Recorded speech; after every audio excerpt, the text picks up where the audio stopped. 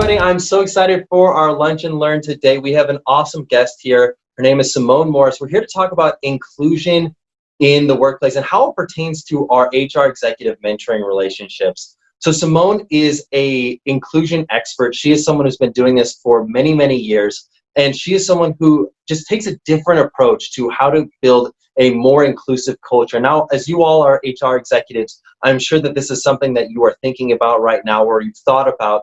And Simone is going to shed some great insight into how we can build more inclusive cultures for our companies and build, just really positive environments for people to feel like they are connected and knowing what is going on within our companies. Simone, thanks for being here. Thank you, Garrett. Thanks for having me. So, Simone, I would just love to learn, to begin this conversation, what is inclusion?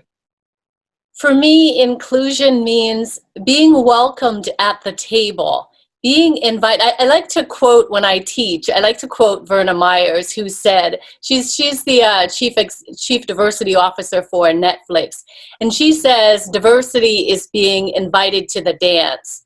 Inclusion is being asked to dance. So when you think about it from a corporate standpoint, the organization is so complex from a diversity standpoint, or maybe it's not, but the people that are there want to feel like they've already been invited to the dance. They want to feel like someone's asking them to dance. They're asking them to participate and engage and give their best work. That makes a lot of sense. I like that. I think it can be difficult, especially as an HR executive maybe they're an HR team of one or maybe a handful of people, and they've got a lot of things to think about when building their own cultures or thinking about building their own cultures. And maybe inclusion is not something that's been on the forefront of their minds. How can these HR executives who are in our HR mentor program, how can they start to think about inclusion in a different way and start being maybe more intentional about it? Yeah, I think looking at the company's values, if it doesn't include inclusion, that's going to be an opportunity area, especially during the times that we're experiencing and going forward. So inclusion is definitely a priority area. In fact, I've written an article to say inclusive leadership is going to be one of the key skills that people are looking for going forward. So I remember when it was, a bachelor's degree was it.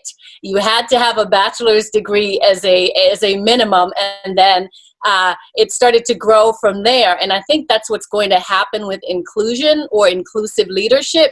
That is going to be a skill that's measured so organizations, HR leaders, can take a look at the values and see if there's an opportunity to include inclusion as a value.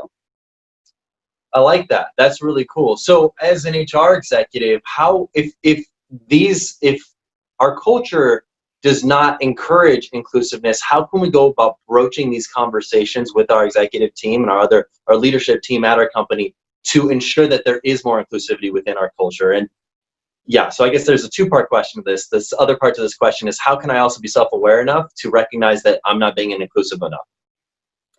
Yeah, that's a big question. And the second part of the question requires you to be honest with yourself. All of us have biases that we deal with from our life experiences. So there's some form of bias one way or the other. So acknowledging that there is an opportunity to grow in inclusion, realizing that you don't have to be a perfect model of inclusion. The fact that you're willing to look at yourself and look at your organization in order to effectuate change towards inclusive leadership is a really good starting point.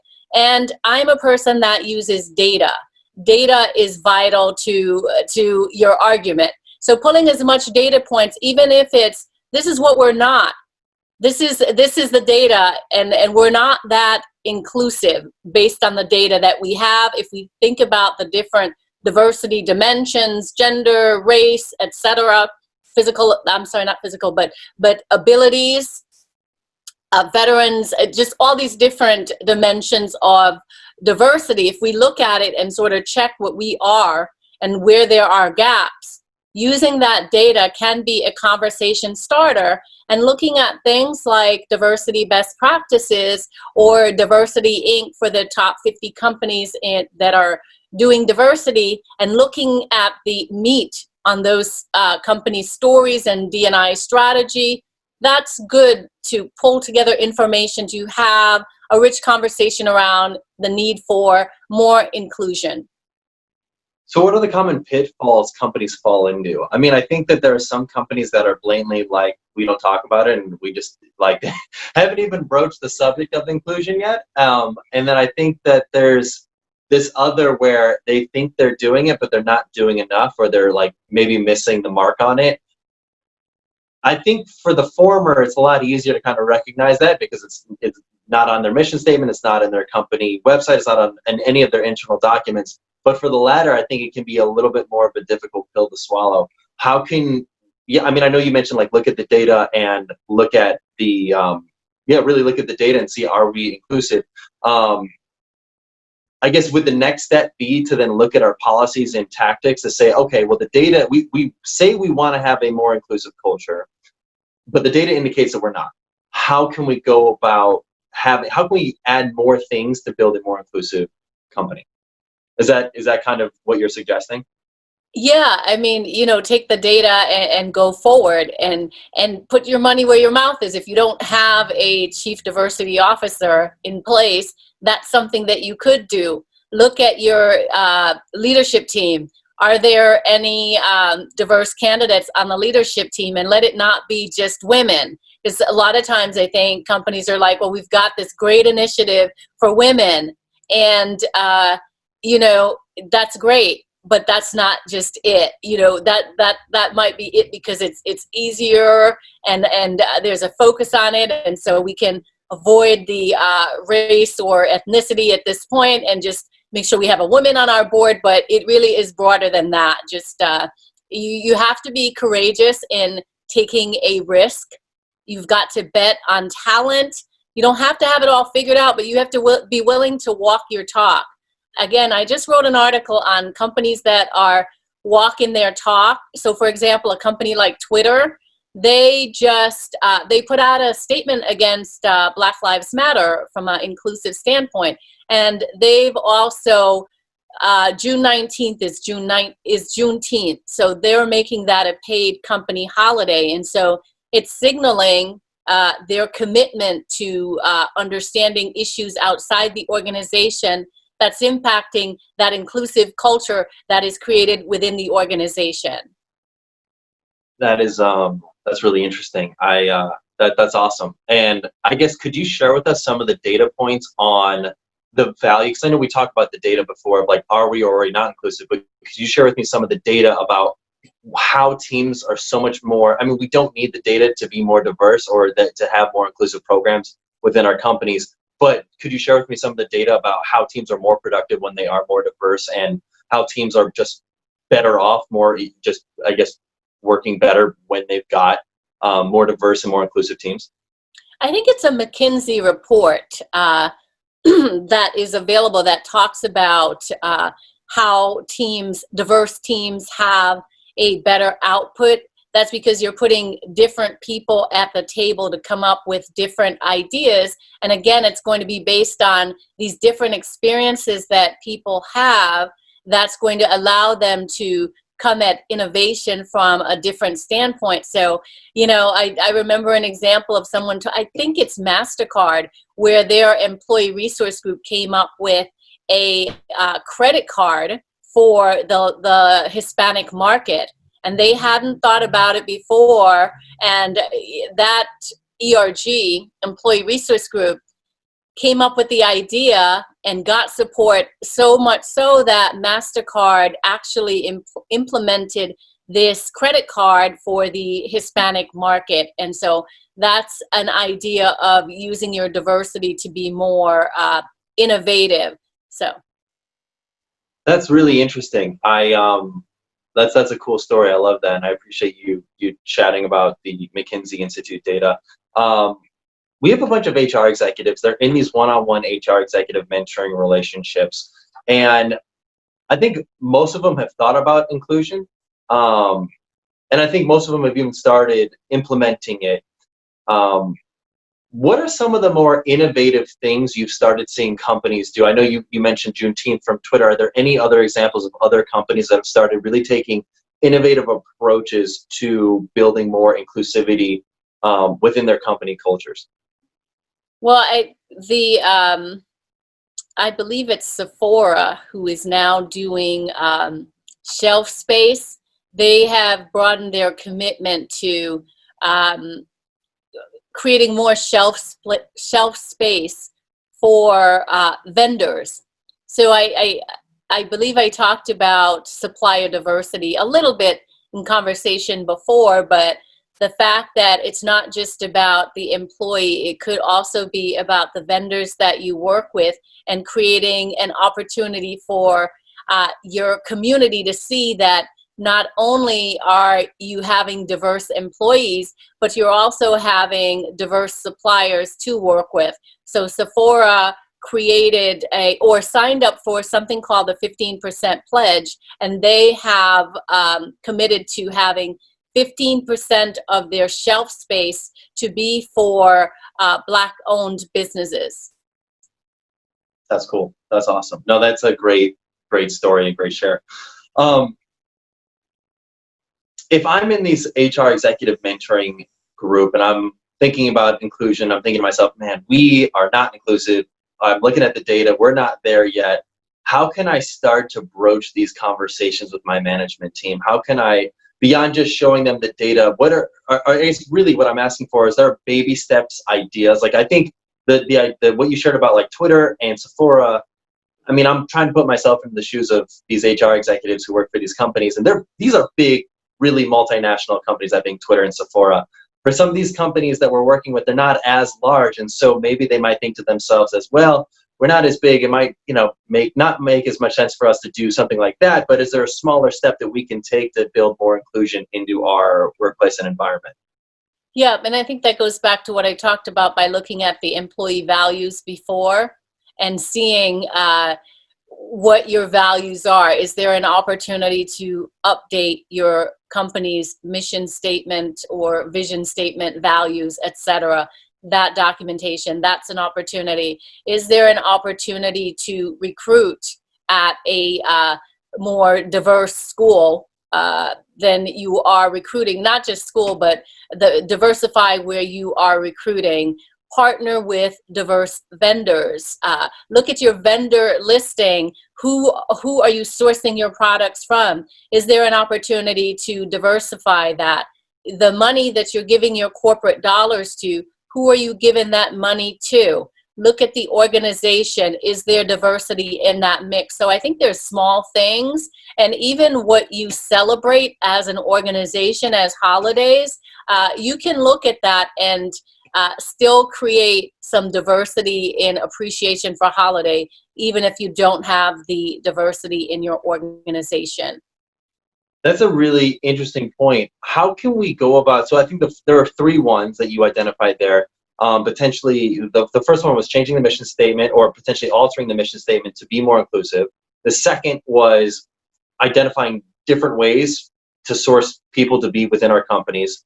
And the third was identifying small wins, like, identifying different holidays to include more people into those holidays. But the first one, changing the mission statement, I think that's such a critical component to the business. And I think something the leaders may hold on to very tightly, as well as the employees, the people that are within the company. How can we go about having a more inclusive mission that, how do I say it for lack of a better term, doesn't sound cheesy, doesn't sound forced, actually is real and resonates with people? How can we feel, I guess, an authentic mission statement that includes, that has inclusion as part of it?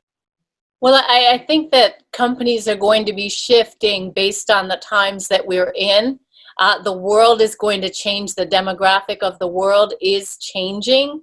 And so to be an innovative company, you can look at expanding your mission statement, perhaps, to bring inclusion into the mix. So I think understanding that inclusion is a competitive lever for businesses, And you know, let's just say, I may be dating myself here by mentioning Blockbuster from many, many years ago. But, you know, remember Blockbuster and Redbox.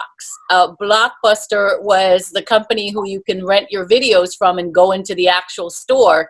And they had an opportunity that was taken from them, and I believe they're out of business now, where you think about Redbox, where you can actually get your videos in the supermarket or in a kiosk machine. So I think you have to look at inclusion as, we're going to stay away from that because, you know, we don't have a diverse workplace.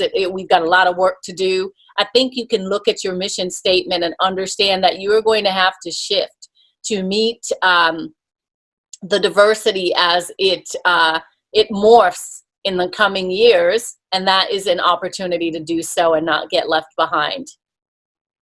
That's a really interesting story. I like that. That's really fascinating. So I want to dive deeper into mentoring relationships and just mentorship in general. I just love to ask you, is there a question that you would suggest for our mentor pairings, for the people that are in this mentor program? Is there a question you suggest that they ask each other to start this conversation, to get this conversation rolling? The mentor and mentee, or the mentors? I'm not, can you clarify your question? Oh, sorry, and I guess I never clarified. So in our HR executive mentoring program, there are two HR executives mentoring each other. It's called horizontal mentorship. So it's this idea that two people are mentoring each other, and it's not a mentor to mentee relationship. So in our HR executive mentoring relationships, what are, I guess, maybe a good starting question or a starting topic that both these participants can, I guess, get started thinking about or talking about in their next mentoring conversation to be more focused about inclusion? Well, you can talk about what inclusion means to you personally. You, in the beginning, asked me for a definition of inclusion.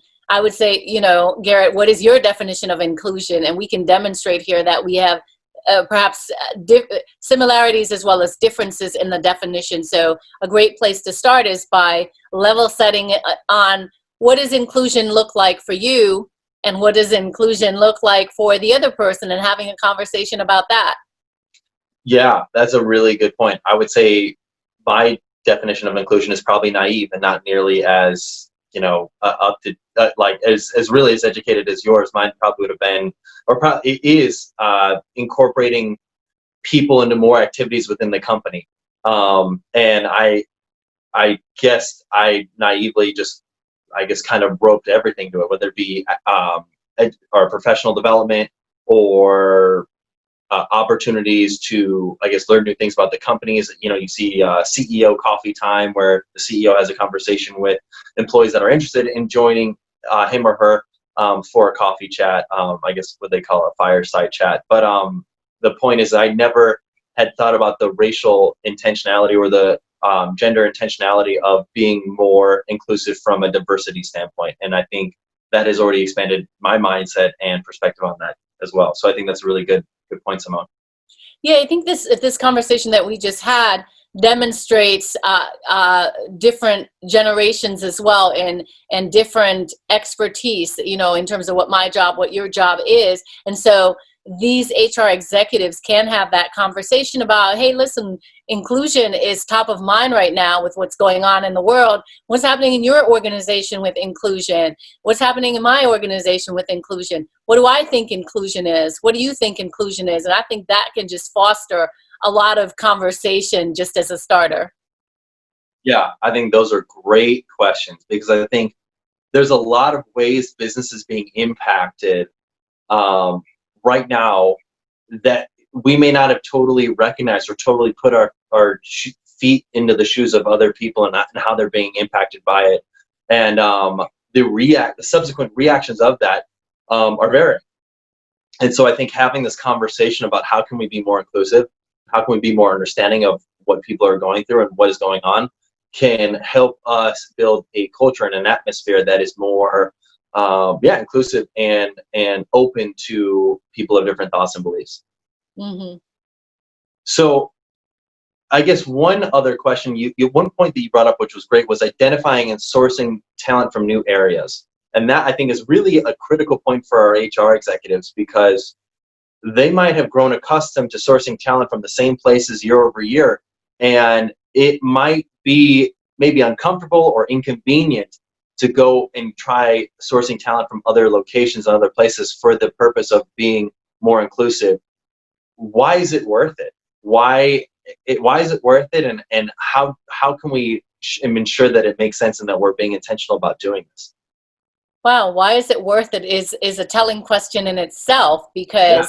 because we talked about innovation and having different perspectives at the table. But if you're just pulling from your pool of people who look like you, sound like you, think like you, then the idea about innovation is I think there's an opportunity for greater innovation to expand who's at the table, having different conversations and not missing a market. And it's not just about internally for the employees, but also in terms of the suppliers that you work with and what's happening outside of the organization. We can very easily see that the external situation is spilling over into the organization, whether the organization likes it or not. So it would behoove companies to recruit, to broaden their recruitment strategies so that they can be competitive, because those companies that are going to take on that approach and do a bit more of that work, they're going to see greater results. Yeah, that's exactly it. That's awesome. And that makes a ton of sense. And not only does that promote and foster innovation, um, it gets rid of, it can help remove a lot of the blind spots that exist. It can be easy to be blinded by your own stuff going on. Mm. Sometimes you go to like networking events and it's just like a mini brag fest where everyone's like, oh, look at all the great stuff we're doing. Oh, look at all the great stuff we're doing. And it's not having a lot of people aren't having the vulnerable conversations that need to be had because for fear of looking lesser in the eyes of somebody else. And having an intentional focus about where we think we might be having a deficiency in terms of inclusion can be the first step towards actually building a more inclusive culture and doing the uncomfortable steps of trying things that are different outside of the box that are not are what you're accustomed to doing. So that not everybody looks the same or not everyone is coming from the same place is critical. It makes a lot of sense. Yeah, I hear people telling me that they don't know where to look to find diverse talent. And I always respond, well, where are you looking? Because, I know some organizations are like, we recruit from these top 10 schools. Well, maybe, everyone can't afford to go to that top 10 school. Doesn't mean that they're not smart, but maybe financially they couldn't afford to go to that school. It doesn't mean that they won't soar in your organization, nor does it mean that because you get your talent from this top Ivy League school that those people are all going to soar in the workplace. Yeah, that makes a lot of sense. That's really interesting. It makes me then think of the inverse of that question of why do people hire people that look like them and talk like them, come from the same, like why are people inherently, why does it seem like people are inherently attracted to hiring people that look like them and come from a similar educational background? Well, I think it's a comfort level. I feel like if we have things in common, that you get me and you're going to understand what my expectation is from you, because we have this certain affinity. And, we know how the rules work from, whether it's this college. I went to Quinnipiac College, University. And, so I know what it means to be a bobcat and, these different affinities that I understand the language because we've grown up in the system. And so I'm going to give you a pass because we have that affinity together. I think because of the comfort level. That makes a lot of sense. It's almost like somebody sees a little bit of themselves in somebody else and they're willing to be more patient and understanding with them because they're like, well, if they're like me, they can't be that bad. Sure. Um,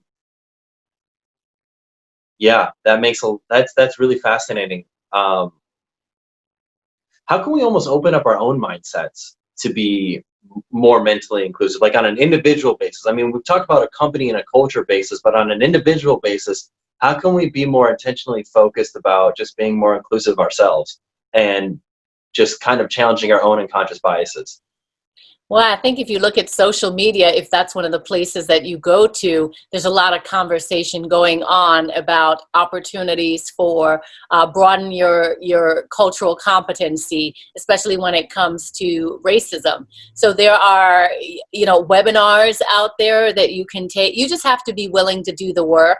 And there is a lot of resources, whether it's your library. I remember asking my daughter's school, are they celebrating Black History Month? Are you celebrating Women's History Month? And the teacher was like, no, not really. I'm like, oh, okay, because this is what I do for work. And so I found myself going to the library and working with the librarian to come up with books that are age appropriate to share with them to include in the curriculum. So I think you have to be willing to do some extra work to educate yourself to what you don't know.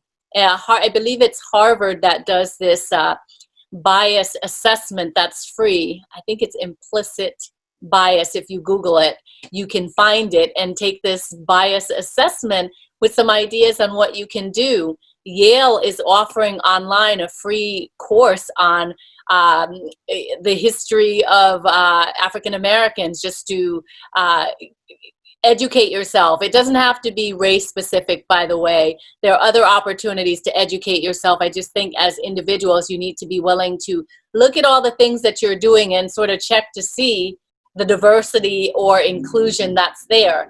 And if it's the movie that you're going to watch and you're only watching a certain type of movie, there's an opportunity to diversify there. If it's a library, the books that you're getting, if it's where you go to eat food, the places where you go to eat food, you can diversify. If it's vacation, where am I going to vacation? Can I diversify and learn more about a culture from that standpoint? There are lots of opportunities. That's awesome. That's, I think, a great piece of advice. Simone, this has been good. This has been really good. I like this. I think our HR executives are going to really enjoy, or have really enjoyed learning your insight on inclusion in the workplace. How can our HR executives learn more about you and connect with you if they're interested? Absolutely. You can find more information about me on LinkedIn, of course, or connect with me on LinkedIn, but you can also go to SimoneMorrisEnterprises.org, and that's Simone, SIMONE, MORRIS, enterprises.org.